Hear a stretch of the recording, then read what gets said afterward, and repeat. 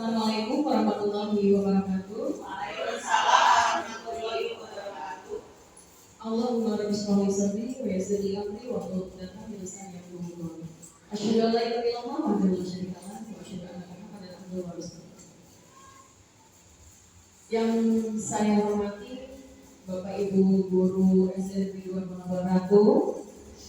Alhamdulillah pada kesempatan kali ini kita dapat berkumpul lagi dalam kegiatan diseminasi budaya positif modul 1.4. Alhamdulillah bersyukur pada Allah Subhanahu wa taala yang telah memberikan nikmat kesehatan kepada kita semua sehingga kita dapat berjumpa sehat dan dapat membersamai saya di sini dalam kegiatan ini. Salawat beserta salam tercurah limpahkan kepada baginda Allah Nabi Muhammad sallallahu alaihi wasallam.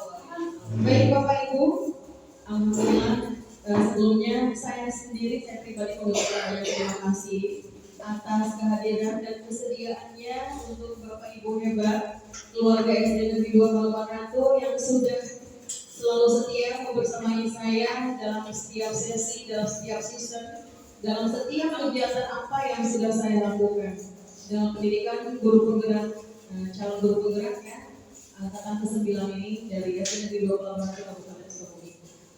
Baik Bapak Ibu, izinkan saya untuk menyampaikan kembali, menginformasikan kembali tentang budaya positif yang ada di modul 1.4 ini yang harus disebarkan, yang harus dipaparkan kepada seluruh warga sekolah. Jadi tadi setelah ini mungkin nanti Bapak Ibu bisa menyebarkan kembali kepada murid-murid di kelas tentang keyakinan kelas. Next slide.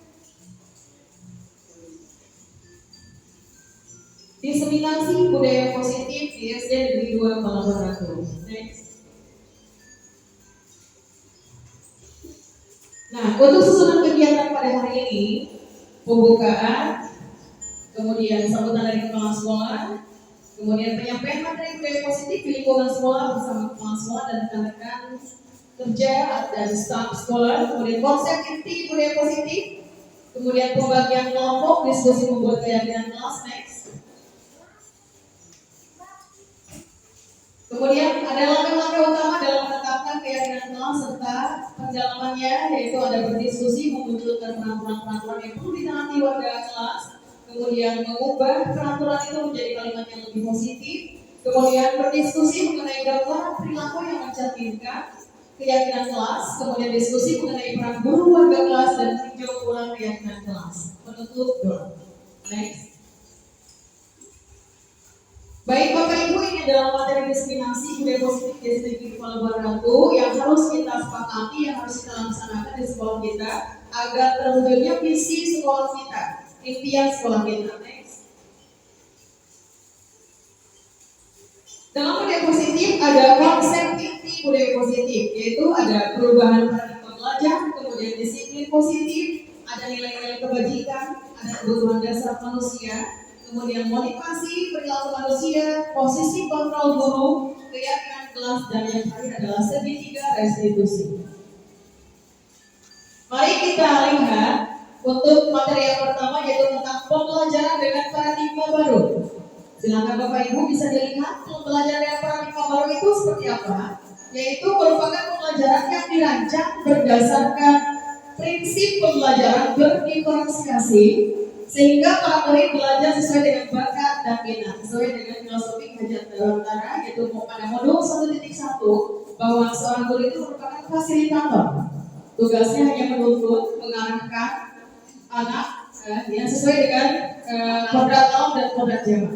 Kodrat alam di sini berarti anak yang sudah memiliki karakter masing-masing dalam dirinya sejak lahir, dan guru wajib menuntunnya, dan guru mengarahkan, dan guru menebalkan dari garis-garis semangat itu menjadi sebuah karakter yang kuat.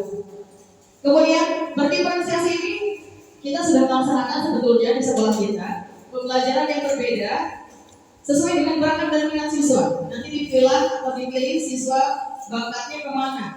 Kalau misalkan anak lebih ke audio atau lebih ke visual dan lain sebagainya, nanti kita akan memilih sesuai dengan pembelajaran profil pelajar pada siswa. Kemudian ketidaksesuaian tentang teori kontrol. Nah, guru pada zaman dulu, pada zaman mengira atau mengilusikan atau menggambarkan atau menghayalkan bahwa guru mengontrol murid itu adalah guru ilusi bahwa kritik dan membuat merasa bersalah mampu menguatkan karakter. Kalau kita sebelum mengetahui tentang budaya positif ini, kita berilusi bahwa kritik dan membuat merasa bersalah itu akan menguatkan anak, akan menguatkan karakter anak. Kemudian ilusi bahwa orang dewasa berhak memaksa, bahwa kita sebagai orang dewasa berhak untuk memaksa anak-anak, itu ilusi. Hayalan sebelum kita mengenal budaya positif. Kemudian ilusi bahwa kritik dan membuat merasa bersalah itu mampu menguatkan karakter. Nah, ini semua ilusi guru ini tidak sesuai dengan teori kontrol pada saat ini. Next. Mari Bapak Ibu kita lihat kembali bagaimana cara mengubah paradigma stimulus respon ke pendekatan teori kontrol. Dulu kita mengenal stimulus respon. Realita kebutuhan kita itu sama. Dulu kita mengira bahwa kebutuhan semua manusia itu sama. Kebutuhan anak itu sama. Tetapi setelah dilihat pada teori kontrol, realitas atau kebutuhan kita itu ternyata berbeda. Jadi tidak semua orang kebutuhannya akan sama. Setiap anak itu kebutuhannya berbeda-beda. Jadi jangan disamakan kebutuhan anak yang satu dengan yang lain. Kemudian semua orang melihat hal yang sama.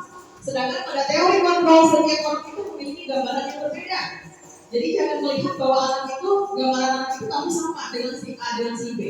Nah, kemudian stimulus respon yang selanjutnya kita mencoba mengubah orang agar berpandangan sama dengan kita. Sedangkan teori kontrolnya adalah kita berusaha memahami pandangan orang lain tentang dunia.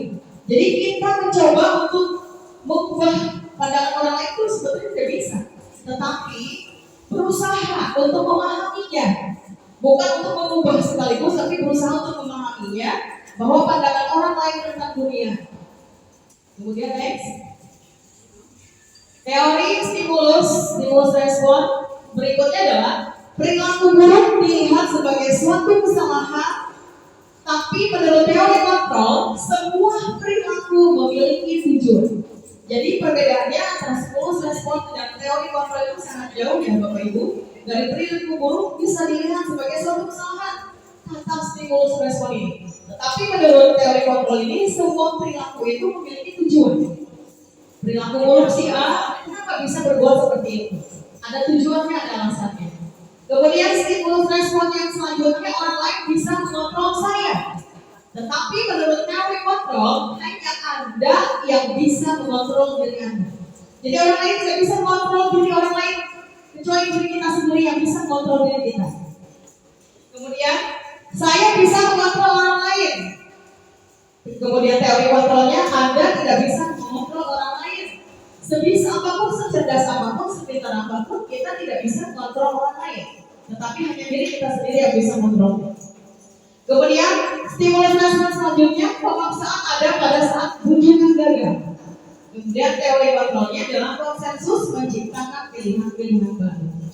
Nah, pemaksaan itu ada pada saat kegagalan. Kamu bisa dipaksa karena kamu gagal. Baiklah, saya akan melakukannya.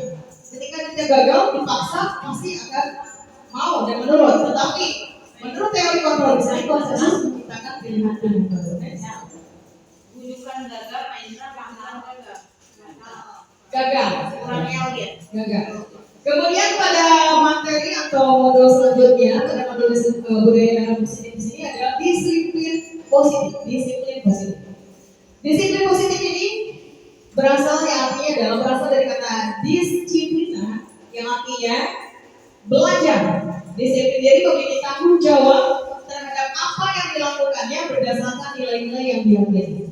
Kemudian disiplin positif itu apa? Salah satu cara penerapan disiplin tujuannya adalah untuk menumbuhkan kesadaran serta memberdayakan peserta didik tanpa imbalan, penghargaan atau reward, ancaman atau hukuman. Jadi disiplin positif ini tujuannya adalah untuk menumbuhkan kesadaran pada diri anak, pada diri murid, dari dalam dirinya sendiri, bukan karena penghargaan, bukan karena reward, dan bukan karena hukuman, ancaman. Kemudian, apa tujuan kita sebagai pendidik dalam disiplin positif ini? Adalah menciptakan peserta didik yang memiliki disiplin diri. Muncul disiplinnya pada diri sendiri atau dalam intrinsik. sehingga mereka berperilaku mengacu kepada nilai-nilai kebajikan universal dan memiliki motivasi intrinsik dalam perubahan perilaku ke arah yang lebih baik. Jadi tujuan guru untuk menerapkan disiplin positif ini adalah menciptakan peserta didik untuk memiliki disiplin dirinya tanpa harus ada dorongan dari luar atau memiliki reward karena adanya penghargaan, karena adanya reward, karena adanya ancaman dari orang lain, dia baru mau. Berarti itu bukan dari dirinya. Jadi tujuan guru itu untuk menciptakan disiplin positif itu menciptakan peserta didik yang sadar terhadap dirinya sendiri tanpa orang lain. Lanjut. Nah, Bapak Ibu, nilai-nilai kebajikan itu yang sudah disepakati bersama. Contohnya adalah dari dalam organisasi atau dalam sekolah di sekolah kita. Profil pelajar Pancasila termasuk nilai-nilai kebajikan. Profil pelajar Pancasila, Bapak Ibu sudah mengetahuinya sejak awal. Beriman dan bertakwa, beramal mulia, berdiri dengan global, gotong royong, mandiri, kreatif, dan bernalar kritis. Kemudian selanjutnya ada program yang lain juga selain profil pelajar Pancasila. Ada toleransi, rasa hormat, integritas, mandiri, menghargai, antusias, empati, keingin-tahuan, kreativitas, kerjasama, percaya diri, dan komitmen. Kemudian keterampilan hidup sama halnya dengan skill ya, life skill. Keterampilan hidup itu life skill. Dapat dipercaya, lurus hati, pendengar yang aktif, tidak merendahkan orang lain, dan memberikan yang terbaik untuk diri. Dan nilai-nilai kebajikan yang sudah ada di sini itu mudah-mudahan bisa terwujud, bisa tercipta oleh peserta didik kita. Dari nilai-nilai kebajikan ini dapat dari mana? Berasal dari pertama dari peraturan-peraturan dulu, dari peraturan dihasilkan menjadi kalimat positif, dari kalimat positif menjadi nilai kebajikan, dan akhirnya dari nilai kebajikan ini akan menjadi sebuah karakter yang dimiliki oleh peserta didik.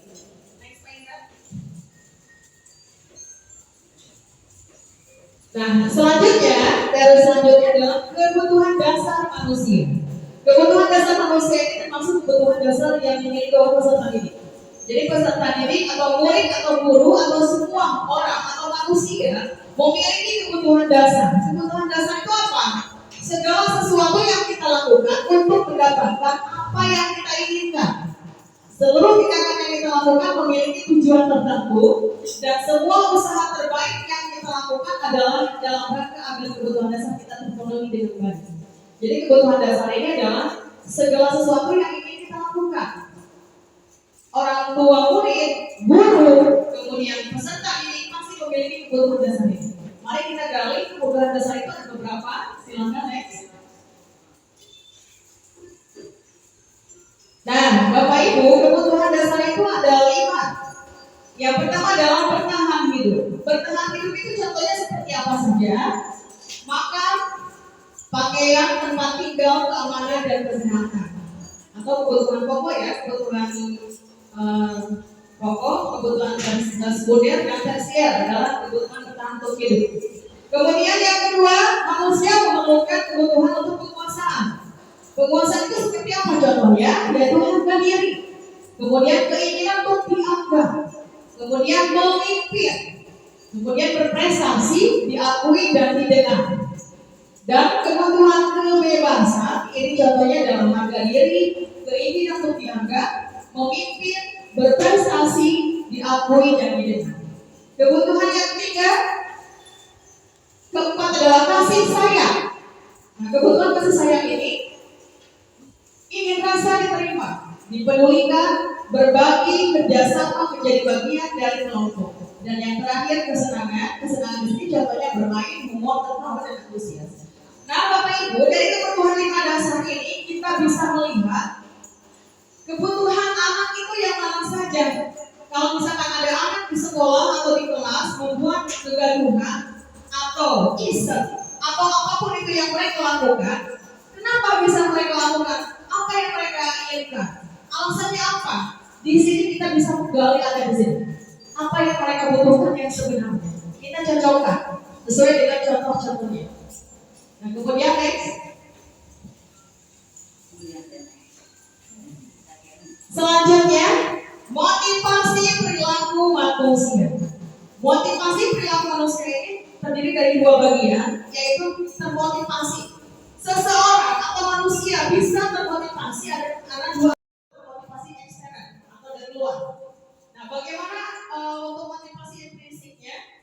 Untuk menjadi orang yang mereka inginkan dan menghargai diri sendiri dengan nilai-nilai yang mereka percaya.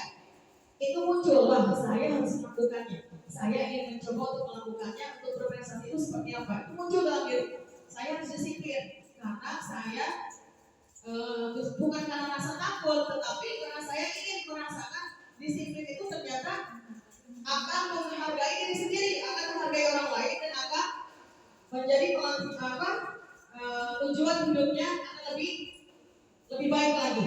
Kemudian kalau misalnya motivasi dari luar atau ekstrinsik untuk menghindari ketidaknyamanan hukuman, contoh ketika anak terlambat sekolah, oh saya harus datang ke sekolah tepat waktu, takut dihukum oleh guru, takut dimarahi oleh guru, takut diberi sanksi oleh guru. Nah kalau misalkan rasa dalam dirinya masih muncul rasa takut atau tidak nyaman, itu berarti muncul dari luar, belum dalam dirinya sendiri. Kemudian untuk mendapatkan imbalan atau penghargaan dari orang lain, wah saya harus bersih kelas saya karena ada rewardnya, ada penghargaannya, ada hadiahnya. Karena tujuannya karena untuk hadiah atau penghargaan ini bukan belum muncul dalam dirinya sendiri, tetapi muncul dari luar karena ada sesuatu, karena ada penghargaan. Next. Kemudian materi selanjutnya ada 5 posisi kontrol guru. Nah, nanti kita bisa melihat 5 posisi kontrol guru di sini. Kita itu masuk ke mana? Apakah kita sebagai guru penghukum? Apakah kita sebagai guru pembuat rasa bersama? Apakah kita sebagai guru sebagai teman dengan murid? Apakah guru itu sebagai pemantau? Atau guru itu sebagai manajer? Jadi manajer itu bukan hanya kepala sekolah, kita juga bisa jadi manajer di kelas kita. Nanti kita bisa melihat seperti apa rasanya. Next.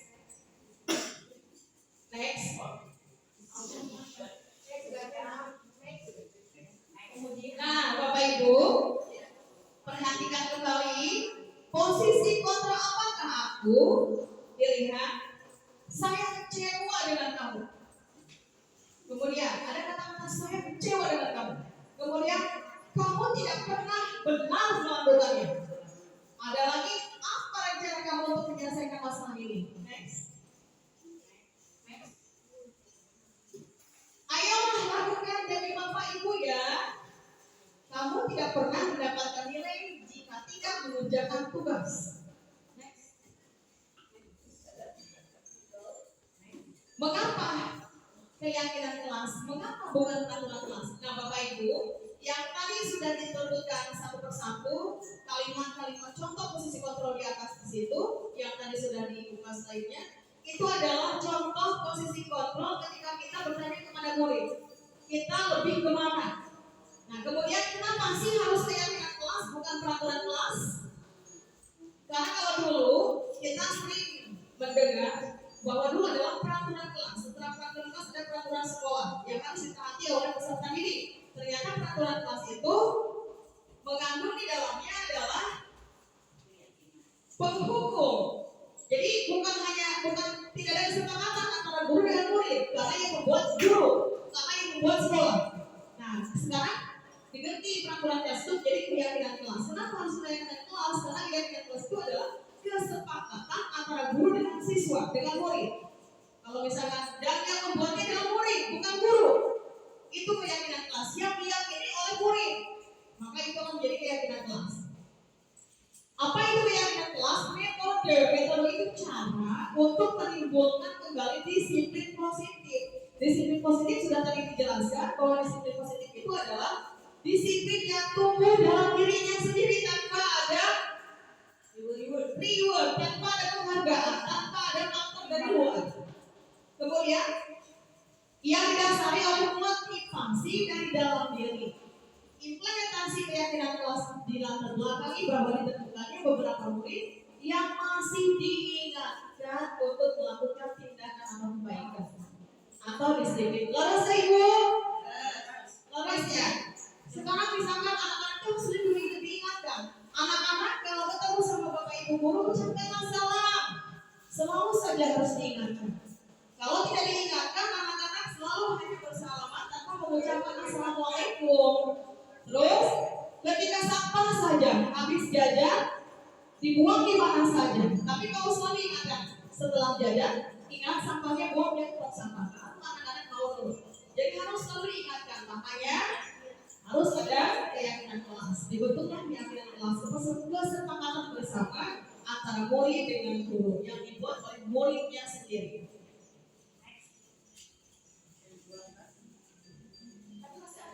Sebelumnya, nah, pembentukan keyakinan kelas itu bersifat abstrak, berupa pernyataan universal dibuat dalam pernyataan positif. Contoh pernyataan positif di sini, asalnya peraturan kelas tidak membuang sampah di kolong meja. Kalimat positifnya membuang sampah pada tempatnya. Jadi dirubah, asalnya peraturannya negatif, kalimat negatif. Kalau tidak, jangan itu kalimat negatif, kata negatif. Dibuat menjadi kalimatnya sih. Kemudian sedikit saja agar mudah diingat, jangan terlalu banyak Bapak Ibu. Peraturan atau keyakinan kelas di kelas itu jangan terlalu banyak. Kalau misalkan sedikit, yang penting anak mengingatnya bahwa di kelas saya itu kita sudah memiliki keyakinan kelas. Tidak terlalu banyak, oh saya itu harus begini di kelas. Kalau terlalu banyak nanti tidak mudah dihafal oleh anaknya. Tidak diingat oleh anaknya. Apa saja sih yang harus kita yakini di kelas kita?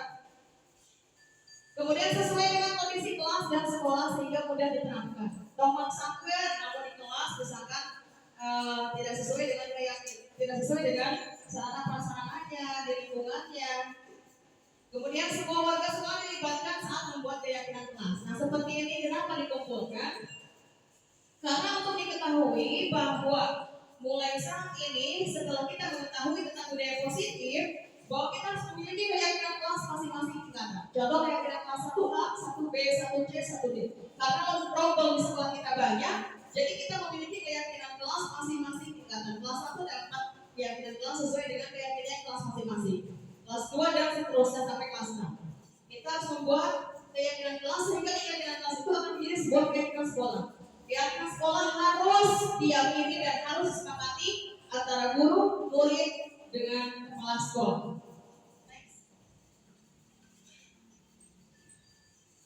Nah, setelah kita terbentuk keyakinan kelas, keyakinan sekolah, kesepakatan, maka kita akan mengetahui tentang segitiga restitusi. Apa sih segitiga restitusi?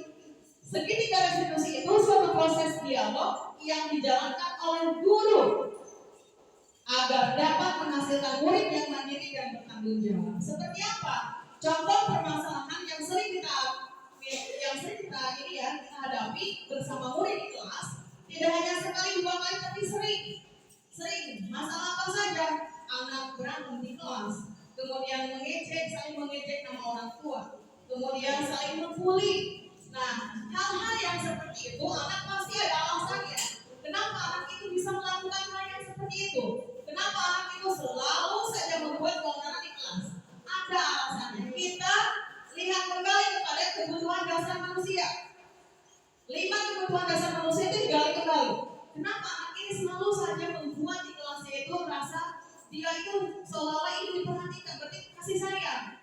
Atau dia itu ingin sekali jahil sama temannya, ingin sekali hiburan atau apa itu ada juga di penguasaan. Nah, kemudian lanjut. Menstabilkan identitas. Dari segitiga restitusi itu ada 3 cara. Yang pertama caranya adalah menstabilkan identitas. Bagaimana cara menstabilkan identitas? Berdasarkan prinsip membuat kesamaan adalah bagian dari proses pembelajaran. Nah, nanti dialognya seperti ini. Berbuat salah itu aja. Tidak ada manusia. Pertama ditanya dulu. Kamu katanya tadi hai Rehan. Rehan katanya kamu tadi berantem ya sama si Bunga. Iya Bu, berantem apa? Misalnya gemanya membuat nama-nama kan mengejek orang tua Bu. Terus setelah itu apa yang Rehan lakukan terhadap Bunga? Misalnya saya kok betul-betul malah sampai nangis. Nah terus Ibu tahu misalkan Bapak Ibu juga misalkan pernah melakukan hal yang seperti itu. Cuma siapa yang misalnya Bapak Ibu tidak mau mencari siapa yang salah, tapi Ibu dan Bapak Ibu mencari solusi dari permasalahan ini. Nah, kamu berhak merasa bersalah merasa seperti itu karena kamu merasa sakit atau apa. Nanti ada di sini menstabilkan identitas. Next. Validasi tindakan yang salah. Validasi tindakan yang salah berdasarkan prinsip setiap perilaku berupaya memenuhi suatu kebutuhan tertentu. Nah, validasi tindakan yang salah bisa dilihat pada kebutuhan dasar, kebutuhan tertentu. Kamu pasti punya alasan mengapa melakukan hal itu. Kemudian padahal kamu bisa melakukan yang lebih buruk dari ini ya. Kamu patut bangga karena telah melindungi sesuatu yang penting buat kamu. Kamu melakukannya karena mempertahankan sesuatu yang penting bagi kamu. Nah, ini adalah validasi tindakan yang salah. Nanti kebutuhannya bisa dilihat pada 5 kebutuhan dasar manusia. Next. Kemudian setelah validasi tindakan yang salah, menanyakan keyakinan. Berdasarkan prinsip teori kontrol bahwa pada dasarnya kita termotivasi secara intrinsik dalam diri kita. Apa keyakinan kelas kita? Nah, nanti ketika anak berbuat kesalahan di kelas, setelah kita tanya alasannya apa, kemudian kita tanya lagi, apa keyakinan kelas kita? Misalkan saling menghargai, tidak mengejek, saling menghormati, berbicara sopan. Anak nanti bisa bicara sendiri karena keyakinan kelasnya jangan terlalu panjang, nanti anak bisa mudah untuk ingat. Kemudian nilai-nilai apa yang telah disepakati bersama? Saling menghormati, misalkan. Kemudian seperti apa gambaran sebuah kelas yang ideal menurut kamu? Rukun, saling bersahabat, bersih, di kelasnya tidak saling mengejek. Kamu ingin menjadi orang seperti apa? Kamu ingin jadi orang seperti apa? Nanti, ya. Kemudian, ya, Bapak Ibu, itu adalah sekumpulan materi budaya positif yang harus kita terapkan di sekolah kita. Sebetulnya budaya positif ini hal yang sudah pernah kita lakukan, kita sudah pernah melakukannya sekolah kita jauh-jauh hari. Bapak Ibu lakukan? Jauh-jauh hari kita sudah melakukan budaya positif di sekolah kita. Namun kita tidak sadar, tidak tahu bahwa yang sudah kita lakukan di sekolah kita itu merupakan adalah salah satu budaya positif. Benar tidak? Benar. Coba, ada yang mau diungkapkan oleh Bapak Ibu budaya positif yang sudah kita lakukan jauh-jauh hari seperti apa? Oh iya, silakan. Ibu Ali Hanifah, SPDSD, silakan. Assalamualaikum warahmatullahi wabarakatuh. Terima kasih. Saya ingin bercerita sedikit berhubungan dengan budaya positif.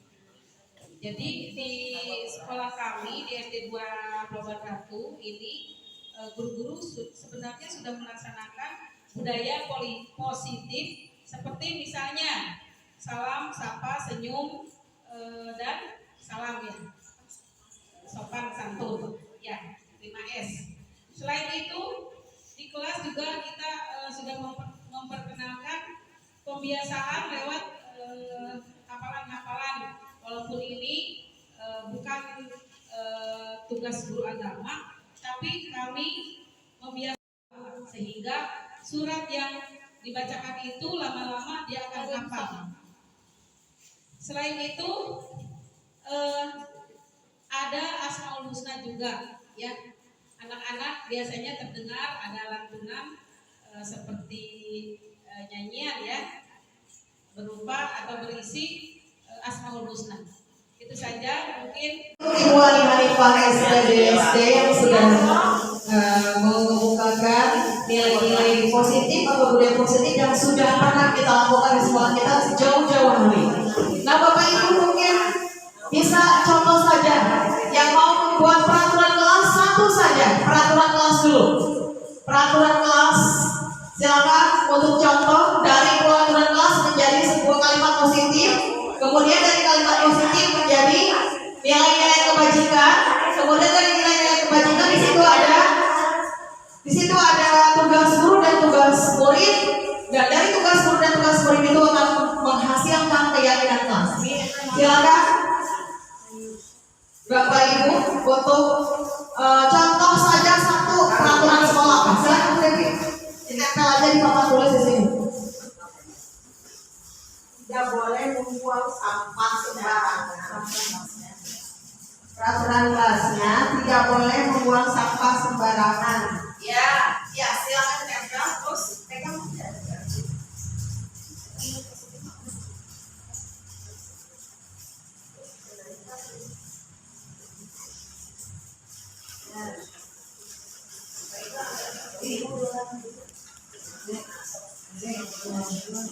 Tidak boleh main bola di kelas.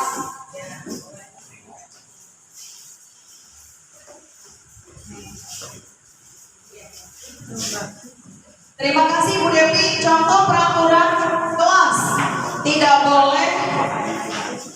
Tidak boleh membuang sampah sembarangan. Kemudian yang kedua, peraturan kelasnya tidak boleh main bola di kelas. Nah Ibu, sekarang Bu Rifri silakan ke depan. Bagaimana dari peraturan ini menjadi kalimat positif? Yang pertama tidak boleh membuang sampah sembarangan. Membuang sampah pada tempatnya. Ini silakan ke depan Bu Rifri, tempel. Buanglah sampah pada tempatnya. Buanglah sampah pada tempatnya. Membuang sampah pada tempatnya. Ya.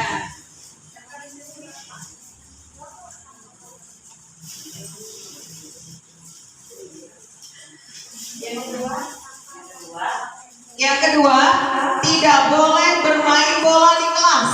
Pak Hendra, silakan. Bermainlah bola di lapangan.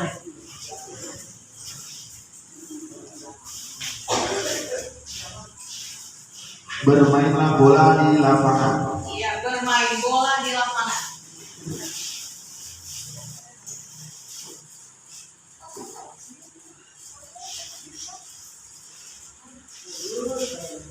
Nah, Bapak Ibu, dari peraturan kelas menjadi kalimat positif. Dari kalimat positif ini diubah menjadi nilai kebajikan. Nilai kebajikan di sini yang pertama membuang sampah pada tempatnya. Nilai kebajikannya adalah kesehatan. Kalau di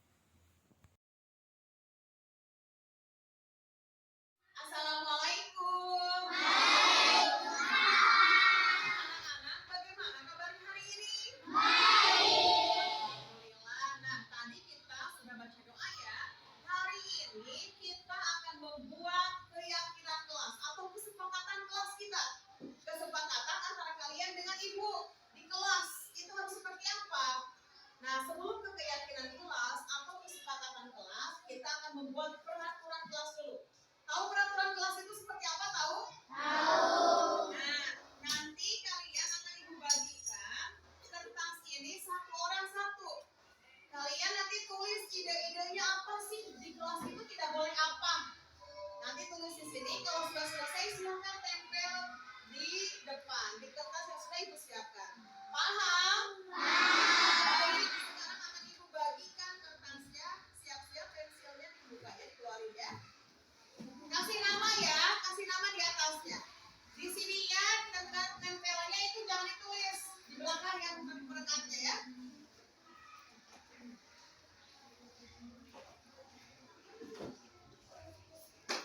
Silakan ditulis peraturan kelas. Itu apa saja? Satu orang satu. Iya, sama-sama.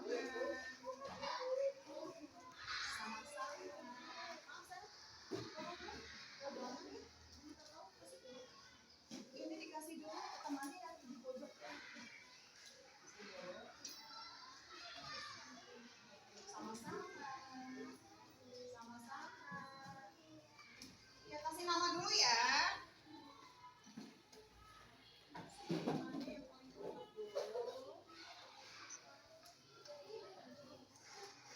Sudah?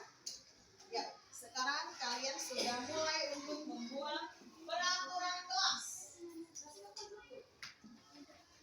Silakan. Yang sudah selesai boleh tempel langsung di depan.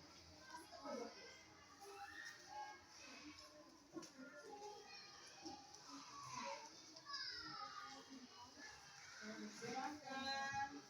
Peraturan di kelas ini tidak boleh apa saja. Satu-satu ya, satu saja. Satu saja ditulis.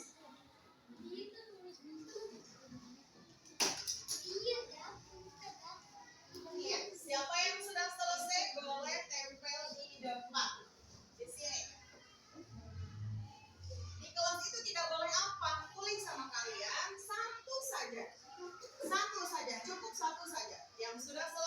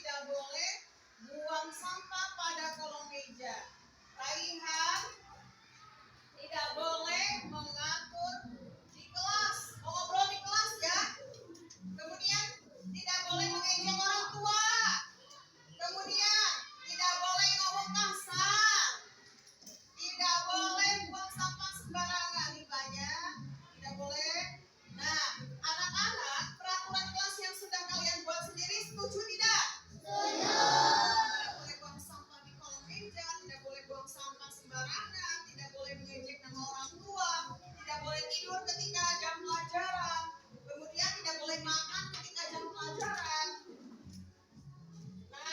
Nah sekarang perhatikan, setelah kalian membuat peraturan kelas ini, kita akan membuat kalimat positif.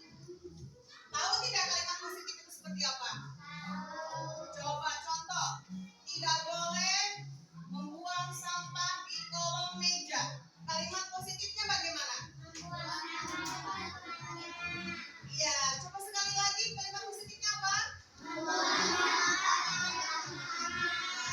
Nah, sekarang Ibu tempelkan untuk kalimat positif dari peraturan kelas ini ya. Bentar ya, kalian sendiri yang membuat kalimatnya menjadi kalimat positif. Kalimat positif di sini kalimatnya yang baik-baik. Contoh tadi, tidak boleh membuang sampah di kolong meja. Kalimat positifnya apa? Kalimat positifnya apa? Membuang sampah pada tempatnya. Nah, coba siapa yang mau ke depan ya? Kalimat positif pertama, silakan. Ditulis di sini. Siapa? Boleh, Ratu ke depan.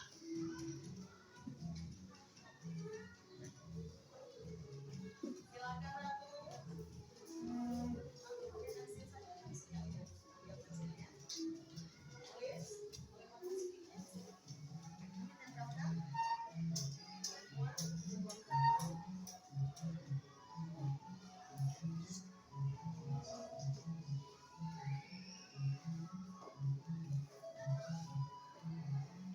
Kemudian siapa lagi yang mau ke depan kalimat positif dari tidak boleh main di kelas ketika sedang belajar? Boleh, Ivena?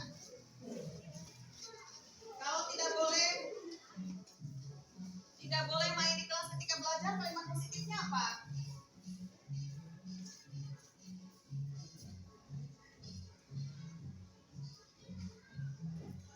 Kemudian siapa yang mau membuat kalimat positif tidak boleh bicara kasar? Tidak boleh bicara kasar.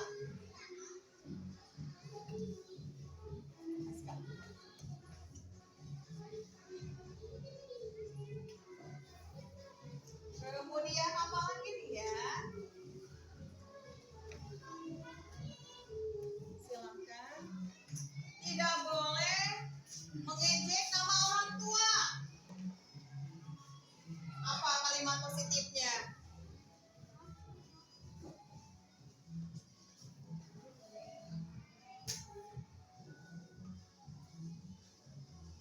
Silakan. Kemudian apa lagi di sini? Tidak boleh tidur di kelas. Kalau tidak boleh tidur di kelas, kalimat positifnya apa? Boleh. Audrey, silakan. Silakan. Silakan kalau sudah tempel. Tidak boleh apa lagi di sini?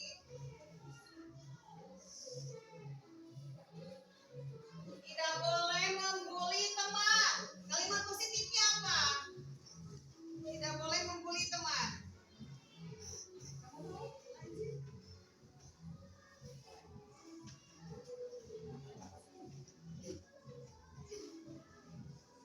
Nah, siapa lagi ya?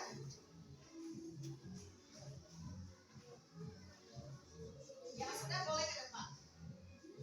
Nah, tadi sudah Ibu simpulkan bahwa peraturan di kelas ini hampir sama semua ya. Hampir sama, tidak boleh membuang sampah di kolong meja, tidak boleh membuang sampah di kelas. Ambil satu, siapa?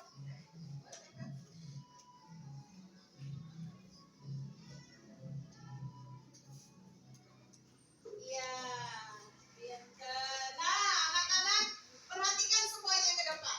Dari peraturan kelas yang sudah kalian buat sendiri, kemudian menjadi sebuah kalimat positif. Nah, kalian sendiri yang membuatnya. Kita baca ya. Ini dari siapa nih? Tadi peraturan kelasnya tidak boleh